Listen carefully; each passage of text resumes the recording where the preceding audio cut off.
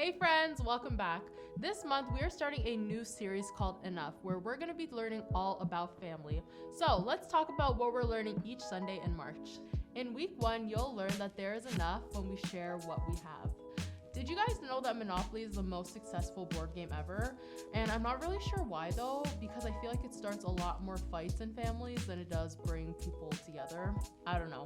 But it makes sense because to win Monopoly, you need to collect more than anybody else at the expense of everyone else. If you give too much away in this game, you end up failing.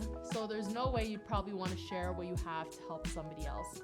And being a part of God's family is the exact opposite of Monopoly, thankfully.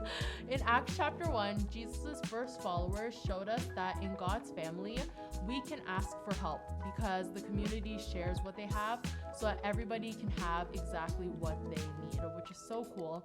And generosity is something that is encouraged. And when we share, not only are we changing the lives around us, but we're also changed by what we do because we're simply being like Jesus. And the story of the early church shows us that there is enough when we share what we have. In week 2, you'll learn that when there isn't enough, God provides. Have you guys ever played the game of life before? It's like a silly little board game where you basically live your entire life in 30 minutes and the one with the most money wins. And as you play this game, there's unexpected events that can come and basically toss all of your plans that you had in this game out the window. And then suddenly you're out of the game. But in real life, it never feels good when our plans don't happen. Maybe your friendships that you've invested in have failed you, or maybe your family's struggling with finances, or maybe you're even dealing with health problems, or emotionally you're feeling really, really down. And none of those things that I just listed are pleasant. And unlike the game of life, spinning a double won't send you into a millionaire's estates. If only we can dream. But in 1 John 3 verse one of Jesus' disciples writes, "See what great love the Father has lavished on us, that we should be called children of God." No matter how unique or imperfect our families are, we have a God who calls us his children and shows us what perfect love looks like in every single season, which helps us trust that when there isn't enough, God will provide.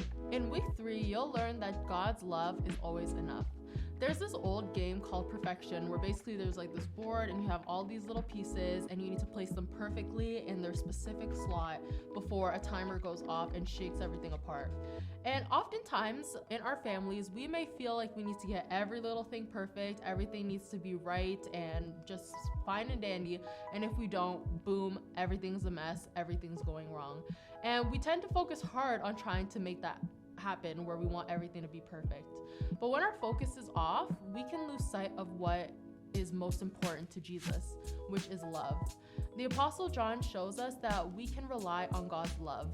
We have all the resources to care for our families just like Jesus did. And in Jesus, we have been given access to an infinite source of love.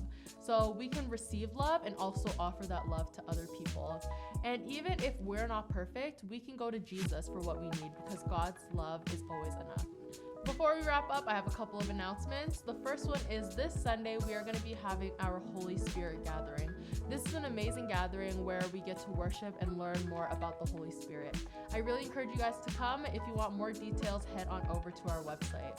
Also, we have our March break camp coming up from March 11th to 15th.